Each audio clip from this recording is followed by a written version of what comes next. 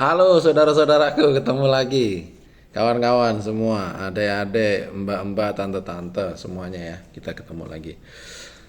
Bayangkan suatu pagi bangun tidur, terus ada notifikasi mobile banking, saldo bertambah 5 juta, 10 juta, 1 miliar gitu ya.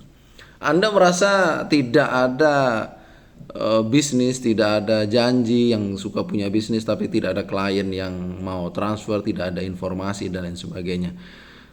Pertanyaannya adalah, bolehkah uang itu langsung kita pakai, gitu ya, langsung kita gunakan, gitu, atau justru bisa menimbulkan persoalan hukum? Saya kawali hukum di lapangan. Kawan-kawan, kalau misalnya kita dapat notifikasi, ada mobile banking kita ngasih notifikasi ternyata ada uang masuk ke dalam rekening kita dan kita tidak merasa itu punya kita, atau dalam tanda kutip salah transfer gitu ya.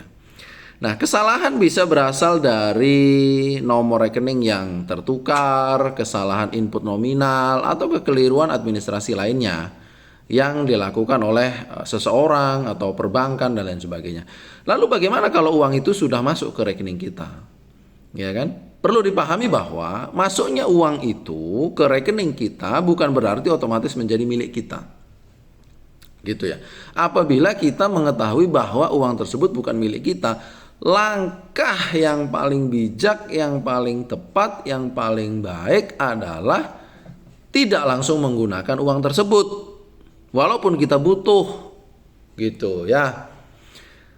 Akan tetapi segera menghubungi pihak-pihak yang berkompeten.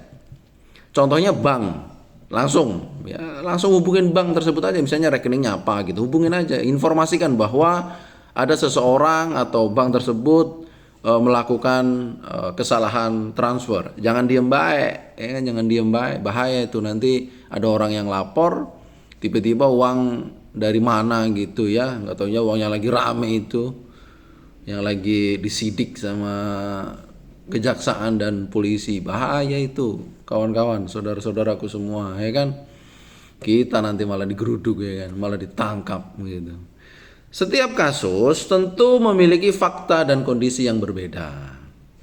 Karena itu penyelesaiannya juga harus melihat seluruh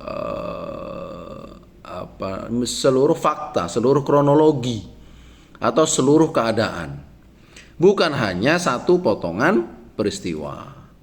Ada duit transfer nih, nanti dicek tuh. Dari mana, ada apa, bagaimana bisa terjadi, kenapa kok ke rekening ini, dan lain sebagainya. 5W1H muncul di situ. Sebelum, sesaat, dan setelah.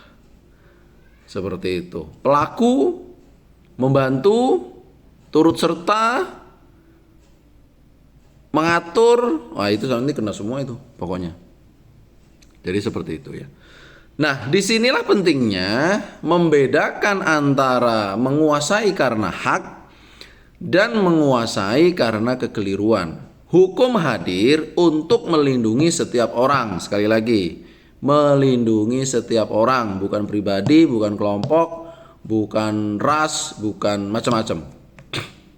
Termasuk ketika terjadi kesalahan di dalam transaksi perbankan.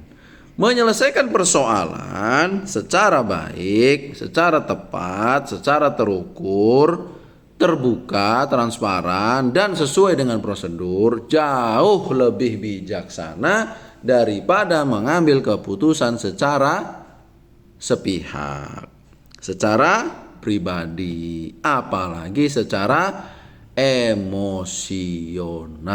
Tidak boleh seperti itu kawan-kawan, saudara-saudaraku. Jadi sekarang adalah ketika kita semua punya pengalaman seperti itu, situasi seperti itu, kondisi seperti itu, apa yang akan kita lakukan? Lapor, diam saja, kita pakai pencucian uang, tarik, kabur, atau bagaimana? Silakan komentar di channel Hukum di Lapangan.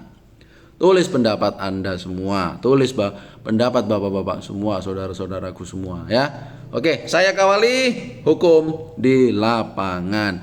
Bijak sebelum bertindak, paham sebelum menyimpulkan. Terima kasih.